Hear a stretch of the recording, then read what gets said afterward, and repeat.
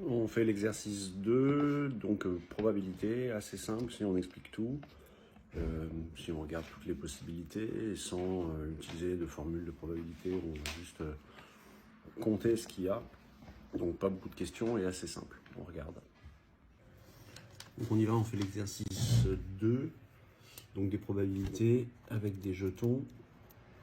Donc on a 3 jetons qui font 0 ou 1. On va noter tous les cas de figure, donc on va appeler les jetons A, B, C. Ce sera plus simple que d'appeler 1, 2, puis on va appeler S la somme. Donc on va noter toutes les possibilités. Donc la première possibilité, c'est qu'ils fassent tous 0. Ensuite, c'est qu'il n'y en ait qu'un seul qui réponde par 1. Après, c'est qu'il y en ait 2 qui fassent 1.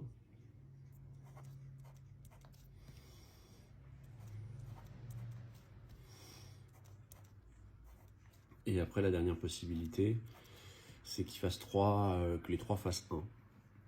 Donc la première question, la probabilité d'obtenir 3 au lancer des 3 jetons. Donc là, on fait la somme juste pour voir, même si on se doute un peu des réponses.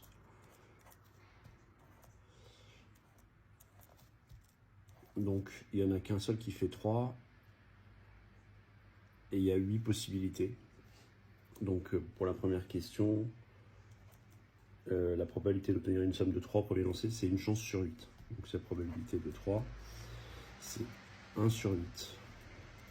Pour savoir le nombre de possibilités, donc soit on arrive à tous les compter, enfin soit on les compte tous, on les met tous et on les compte.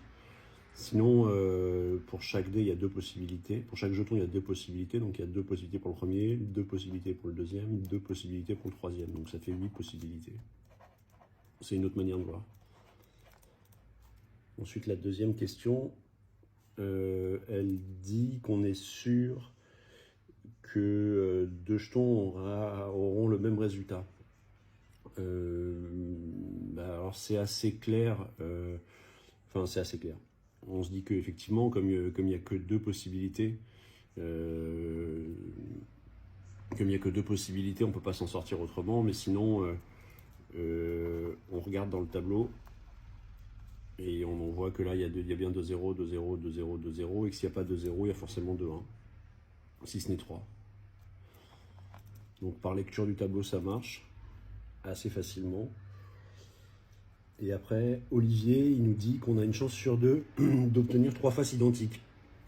Donc on va compter combien de fois on a des faces identiques. Donc on a 3 fois 0 et 3 fois 1. Donc en fait, on a 2 chances sur 8.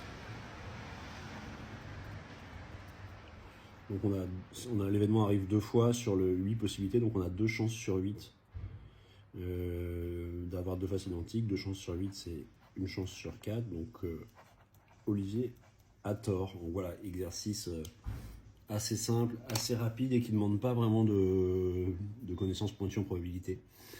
Donc un exercice cool.